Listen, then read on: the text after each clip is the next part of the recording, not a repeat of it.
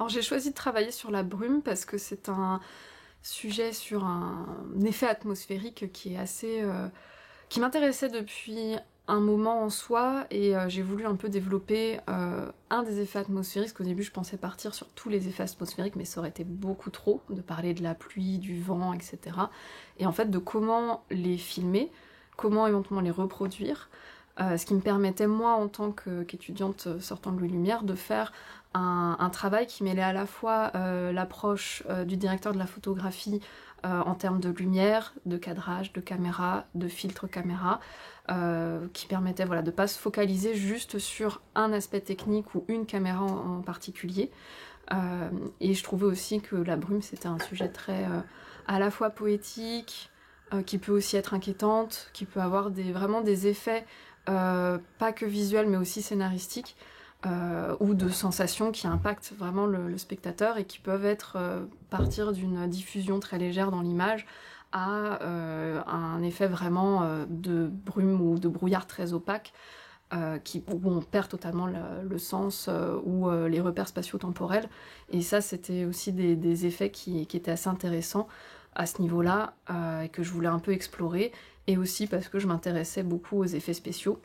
Et ça me permettait de parler à la fois des effets spéciaux physiques qui se font sur le plateau, parce qu'en général quand on fait de la fumée ou de la brume artificielle, ce sont les effets spéciaux qui s'en occupent quand c'est des gros effets, ou sinon c'est l'accessoiriste.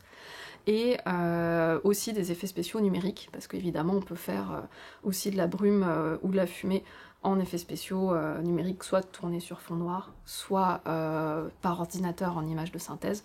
Donc ça permettait de brasser assez large, et en même temps aussi en termes de références picturales, que ce soit dans des peintures ou autres. J'ai un tout petit peu abordé la question à ce niveau-là de manière très légère, pour justement comment voir ces effets atmosphériques aussi reproduits picturalement, même si ça n'a pas trop été développé, au moins c'est quand même on voit qu'il y a une histoire quand même concernant la brume et les rendus atmosphériques qui y sont liés.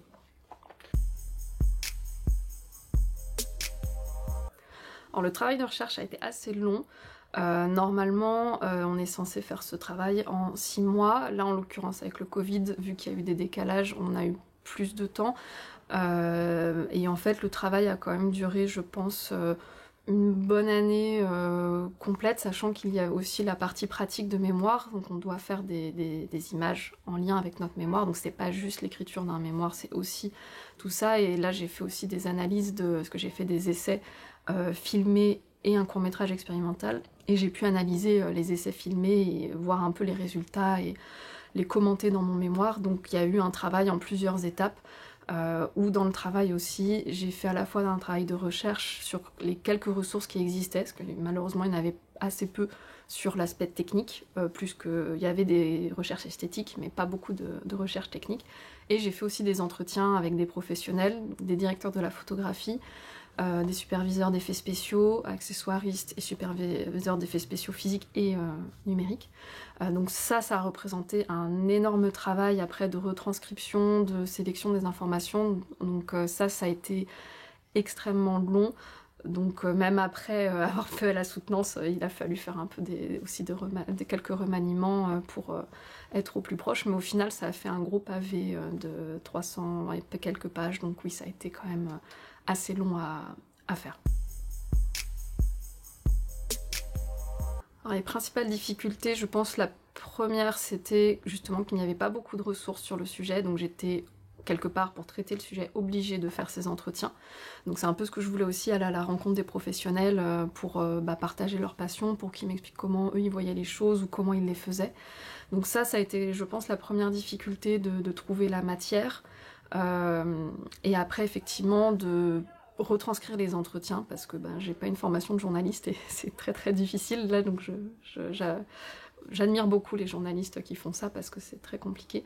Donc ça a été beaucoup de travail de syntaxe, de recherche, et puis c'était long, ça reste un mémoire, donc même si c'est un sujet qui nous passionne, j'étais passionnée par mon sujet, mais j'ai parfois voulu peut-être aller trop dans le détail ou dans l'aspect scientifique. Donc, et si l'autre grosse difficulté, c'est que j'ai pas mal parlé des conditions météorologiques de création de la brume et du brouillard, et comme ce n'est pas du tout mon domaine d'expertise, du coup ça a été un petit peu compliqué de bien m'y repérer dans tout ce qui était scientifique et météorologique. Mais au final, je suis très contente de l'avoir fait, et bon, une fois c'est fini, on est de toute manière très content.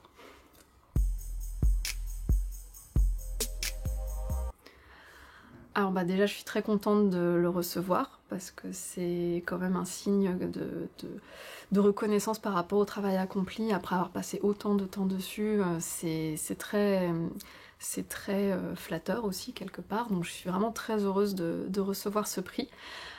Et très heureuse aussi même pour mon travail en soi, au sens où ça va permettre justement de l'emmener un peu plus loin, de pouvoir peut-être même le publier, donc ça augure de bonnes choses pour la suite, et j'en suis très contente, et je trouve que ce prix mériterait effectivement d'être plus largement connu. Nous, on l'a connu grâce à quelqu'un de l'école qui nous en a parlé, et lors de ma soutenance, on m'avait dit postule pour ce prix ou candidate pour ce prix.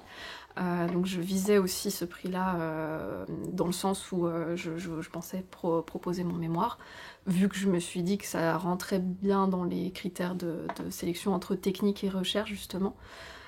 Donc voilà, j'en suis en tout cas très honorée.